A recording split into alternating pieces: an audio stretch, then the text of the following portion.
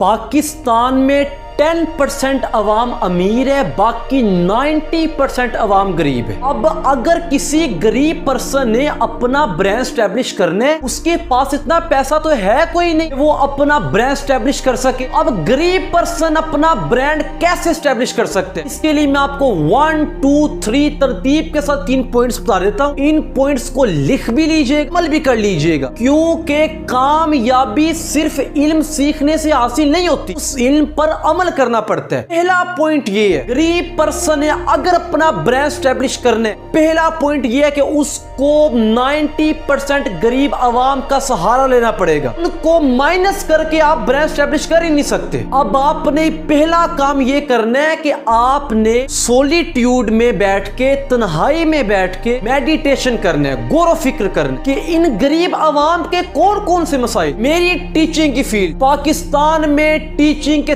तमाम मसाइल मुझे पता है, और इसके लिए आपको एक बुक में, अगर आप भी मसाइल जानना चाहते हैं, इसके लिए मैं आपको एक बुक बता देता हूं जिसका नाम है इल्म तालीम। आप उस बुक का मुतालिया करें, उसमें पाकिस्तान की तालीम के तमाम मसाइल लिखे हुए, उन मसाइल का हल भी लिखा हुआ। जो टीचर उन मसाइल को हल करेगा महंगा बिकेगा। अब जब किसी गरीब पर्सन ने दिमाग खर्च करके, गौर फिक्र करके मसाइल का हल ढूंढ लेना, फिर उन मसाइल को हल करने की कोशिश करना शुरू कर देनी है, तो उसके पास गरीब आवाम की एक फौज इकट्ठी हो जाएगी। उस फौज को साथ लेकर ही आप ब्रांड स्टैब्लिश कर सकते हैं। इसके अलावा गरीब पर्सन के पास कोई हल ही नहीं है ब्रांड स्टैब्लिश करने का। दूसरा पॉइंट, आपने अगर कोई दुकान खोलनी है, इंस्टीट्यूट खोलनी है, या कोई भी कारोबार शुरू करना है गरीब आवाम में, तो आपने अपनी प्रोडक्ट को सेल करने के लिए जो रकम तय करनी है वो बिल्कुल कम मार्जिन में तय करनी, क्योंकि गरीब आवाम को जितनी मर्जी अच्छी चीज दे दें इन्हें ये पसंद नहीं आएगी, लेकिन सस्ती तरीन दे दें इन्हें ये पसंद आ जाएगी। और तीसरा पॉइंट ये है,